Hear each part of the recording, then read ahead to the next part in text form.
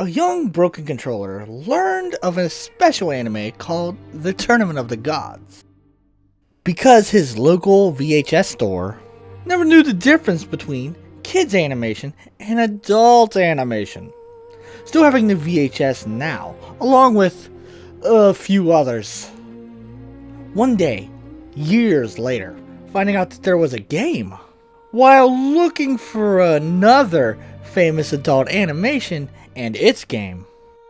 Now, when going down the rabbit hole, sometimes this is what you find. Somewhat literally this time. Toushin Toshi 2 is a gritty medieval epic trapped within an H game. Released in 1994 on PC and actually being a part of the world of Rance, originally a trilogy, until Toushin Toshi 2 by itself was released onto the 3DS in 2016. Called Toushin Toshi Girls Gift, only playable in Japanese as of this recording, hitting all the same story beats with a little bit less adult content and a new art style. But we're talking about the original today, with 90s anime artwork being one of my favorite art styles. In anime usually being a little darker just from the shades they use, bringing a certain kind of tone.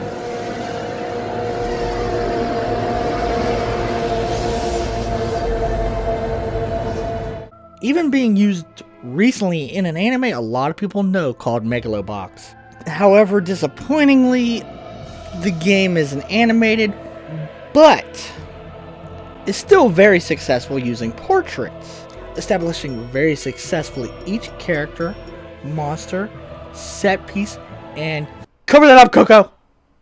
Oh no! The OVA I originally watched, on the other hand, is very well animated for the time, so I will use some of the OVA throughout the video, because damn, it's kinda cool. A dungeon crawler, a lot like Lightning Warrior Rada or a Brave Soul, even a Sakura dungeon. Or for those of you who are less cultured than I, how about a Shimigami Tensei or a Bard's Tale? Toushin Toshi 2 has a lot of things going for it, with decent dungeons, interesting monsters to face, and a lot of mechanics. Multiple magic skills to counter enemy weaknesses, capturing mechanics, sword techniques, and everything utilizing stamina or your SP meter, dictating everything you do. Without SP you can't act. When you run out, you have to use items or rest during combat to fill your stamina. For certain builds, sword skills are some of the most powerful, but you only get so many a day. 10 per day, so make them count. It gets refilled when you rest, but for a good portion of the game, that pushes time forward, and that's the last thing you want to happen, unless you're ready.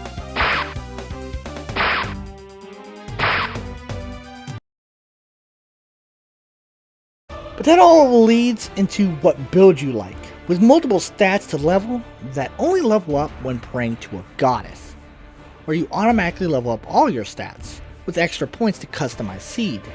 To your preference, strength, magic, crit, all the RPG standards. Kind of like Shimigami Tensei.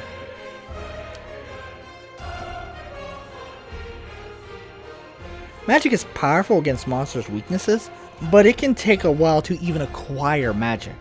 I went with a strength crit build, using magic weapons as my counters, even later dual wielding. The crippling problem with Toushin Toshi 2, it's about as fun as doing a tax return. Slow, repetitive, and all about your assets. If you're a survival horror fan that's always hoarding healing items, you're going to have a horrible time here, because your only option is a magic spell that heals so little.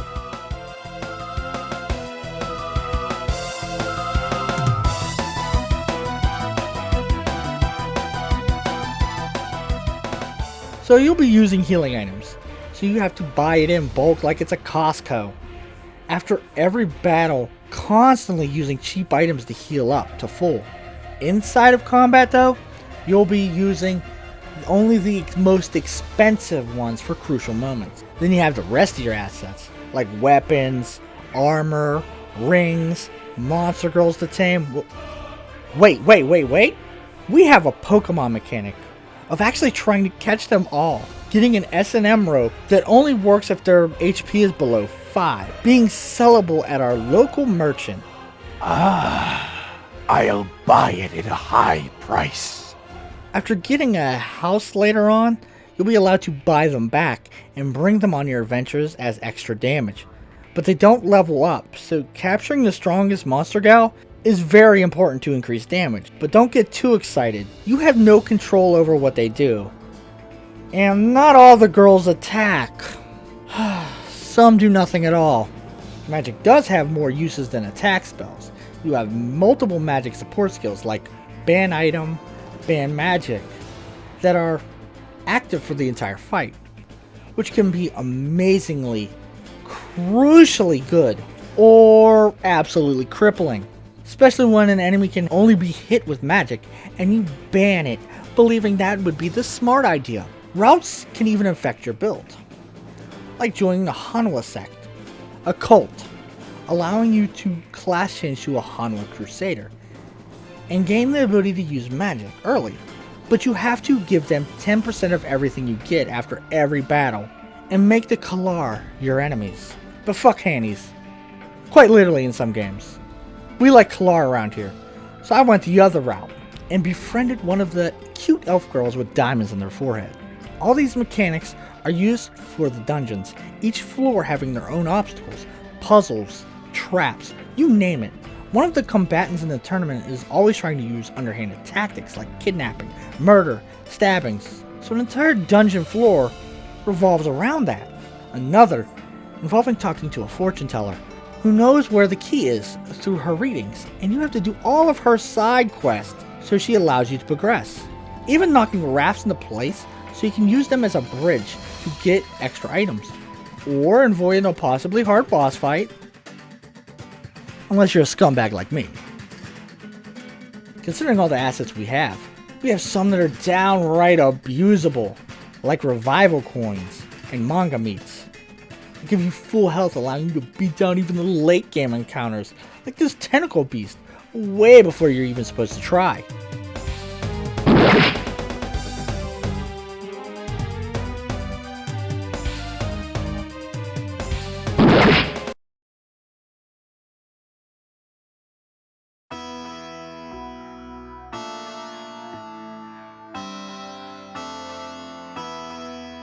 As long as we're talking about powerful items, once you get to the 8th floor, you'll unlock a password system. Story-wise, you use the password to help a woman out. But we will use the password system for other things than getting our worm wet, and substances other than tequila. Very powerful gear is hidden behind this password. And if you look in the description below, you can look up the walkthrough, having a couple, if not all, of the passwords. Then with skills like sword art and magic art buffing our aforementioned attributes, utilizing this with our multiple sword techniques, already being some of the most powerful attacks. Late game just becomes buffing up at the beginning of every fight, since if a sword has an affinity of ice, fire, or even killing human or Oni, you have to activate it. You won't lose a turn for this, but you will lose a turn for each buff though. Like using both sword arts for a 50% damage increase, then smashing the attack button, or spamming sword skills. Same idea with spells, because we have multiple magic arts as well. Now, for everything I've said, it doesn't sound like I'm recommending this game for its gameplay. Well then, why would I be doing this video, you ask? Well, because of the story. What? The story of my hentai game? Shut the fuck up. Right, well, let's get to it. Seed Cashima, our hero, is kind of a waste of potential. The son of a great warrior, become a member of the Misuhara Dojo, where he meets the love of his life, Hazuki, the dojo master's daughter and the second strongest fighter next to Villainous, the man she's arranged to marry, unless Seed can prove himself in the Toushin Toshi tournament with help from the best girl, Selena, the main character's father's old traveling companion, and our stepsister. What are you doing, step bro? being our Corey Chase and our partner because the tournament's rules state if you're not a female participant, you must have a female partner for, well... さあ、抱きなさいよ。私だって敗者のパートナーがどうなるかぐらい知ってるんだから。And she will train you to win this dark tournament. A dark tournament, not that one. Or by its other name, the Tournament of the Gods. Not that one either! Starting an incredible tournament arc, meeting all of the key players, from shopkeeps, rivals, and their partner, each with their own personalities and stories to tell. From sneaky villains to heroes here fighting for good, and just about everything in between. All of them fighting to become Toushin, powerful warriors with the privilege to do anything they want within these walls. From having any woman いらっしゃいませ、東進様。さやかちゃん、今日も可愛いね。 to having any object they desire. Well, that's not on the black market, of course. Having the tone of a goblin slayer hentai, with more emphasis on the higher level demons with demon kings and angels, bandits, slug demons, tentacle monsters, and monster girls rather than goblins. The true depth of the Tournament of the Gods comes from its characters. From every person you talk to every combatant you meet. There's nothing but heavy hitters around here. Let's start talking about them. Corinne, your friendly Kalar, a rare race of monster gal that has been farmed to near extinction because of the jewel placed in their forehead, being worth tons of money, but kills them once it's removed. Seed is her only human friend and willing protector, so she is found because of Seed's mistakes, the next time you meet being her last, showing you how evil this world is. But in her final moments, she gives you her magical power to protect Seed from her powerful captors.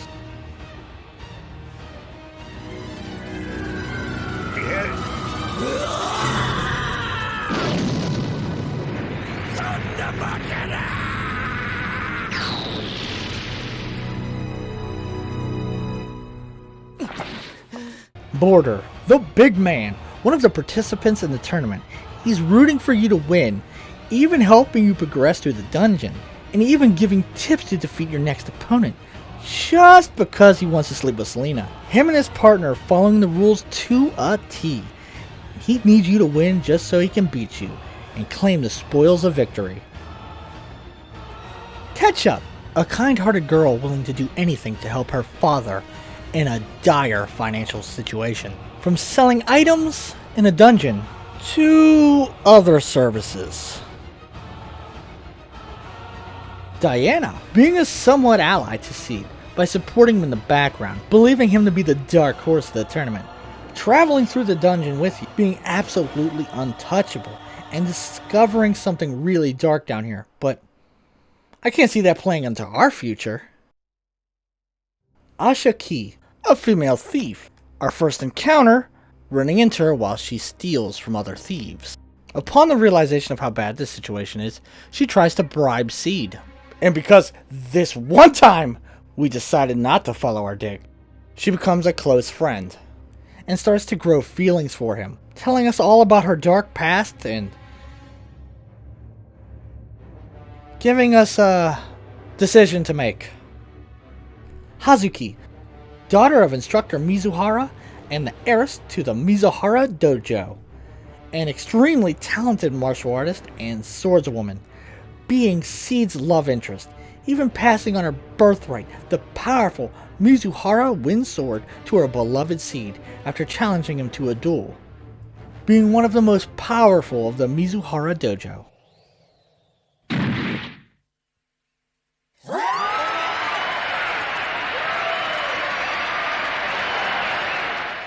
Kaijin, a professional wrestler here to prove in this medieval tournament how effective an Irish whip can be. Being a giant, jacked, badass is a pretty nice dude. Milo, a young hero traveling the world fighting evil, joining the Tournament of the Gods for a challenge, being one of the most dangerous opponents you run into. Unless you figure out how to stop his divine protection Milo is so strong that earlier in the tournament he defeated a Dark Lord. Plumlock, a great sorceress, known as being a great hero, but that's not how she's acting. And many believe she died. Is this her twin sister becoming a magician-style Virgil? Or is it something more sinister going on here? Gaiji, a samurai on the run and constantly tracked by ninjas, including a very attractive one. All for him falling in love with the princess.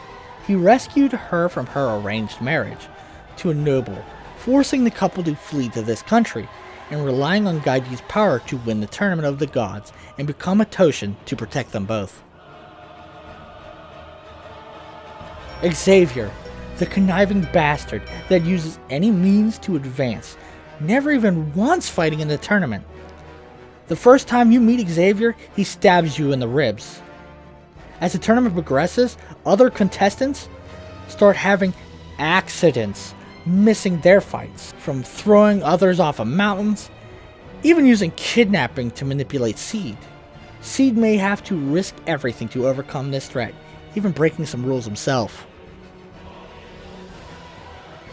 Villainous, the villainous rival of Seed, trying to take the dojo and Lady Hazuki from you. The strongest swordsman in the tournament, and your reason for even trying to become a Toushin. To defeat him and take Hazuki as your wife is all that matters. Wielding 2 swords and having techniques that far surpass yours, he sure is a terrifying opponent to go up against. But Diana may have a plan. You give her something, and she'll help you out. All these characters living and thriving in this world of cruelty. One of the things I didn't talk about in my Sengoku Rance video is how dark the storylines were. And this is so much darker. You have a sin meter, dictating how you act. After every tournament champion you defeat, you have a choice to make, costing Seed a little bit of his humanity with each choice.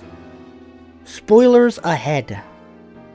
Even some of the good choices have sad consequences. Like our sorceress Plumlock, she's been dead since before the tournament started, being turned into an undead sorceress, being mind controlled by a necromancer to enter the Tournament of the Gods. After defeating her, she dies alone in a room begging you not to see what happens to her. Being a real hero and saving her partner before she dies, for good this time. And one of the worst is what happens to our precious Japanese princess, choosing to take the heavily trained Konachi's Sazuki's bribe. She'll give us a mission.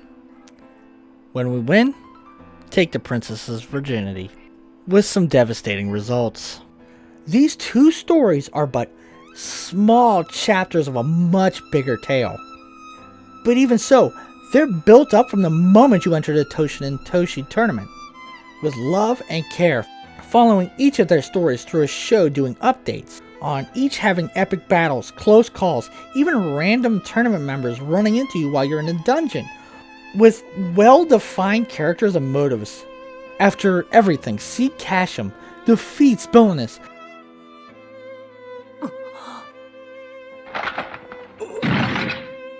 with the help of Selena, Diana, and Hazuki, giving Seed the skills, equipment, and will to win, becoming a Toushin, and spending his first night with Hazuki, making plans to go back to the dojo and live a happy life.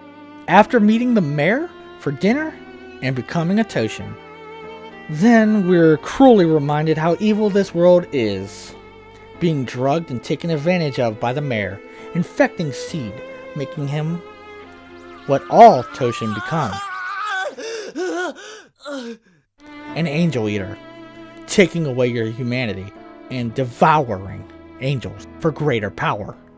To enslave you, Selena is captured and tortured to make sure you stay in line. The mayor, Aphros, using all the Toushin she acquires to save Delis, her beloved, from the depths of hell, which are underneath the Rhinar dungeon, keeping you trapped because being an angel eater isn't exactly natural, needing drugs to deal with the rejection, causing intense pain to the point of collapsing.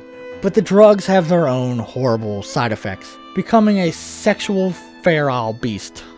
Dealing with all this, we begin our travels through hell, even meeting our old friend Diana. Mugged and killed while selling her sword, we meet her one last time, and she's going across the river Styx. Even after passing, she helps Seed by giving him an Oni killing sword. Seed and the other Toushin travel through the depths of hell for a full year before finally finding Delos. This is a non-stop, dark, gritty ride with endless twists and turns, where even in the final act we see Hazuki becoming a Toushin and dealing with the ultimate Angel Eater and what he has in store for the world. We'll even see how the many sins Seed has committed will bear down on him, with the only proposal from an Oni god is to return Delos back to his cell. From the weakest pupil of the Mizuhara dojo to a god-slaying warrior who conquered hell, few stories can make you feel this journey. Toushin Toshi 2 being one of the few H games to get an OVA series and a DS title.